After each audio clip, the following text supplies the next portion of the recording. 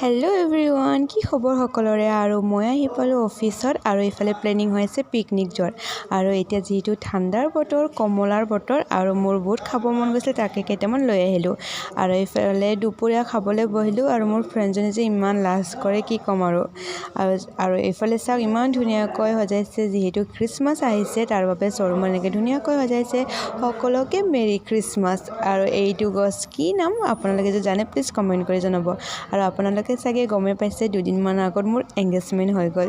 আৰু এইফালে ৰাতি ভাত খাবলৈ মাতিছে আইতাহঁতৰ ঘৰত। আৰু এইফালে জুইত বনাইছে মাংস, আৰু জুইত বনোৱা মাংস খাই সঁচাকৈ বহুত ভাল লাগে। সকলোৱে খাই পাইছে গমেই পায়।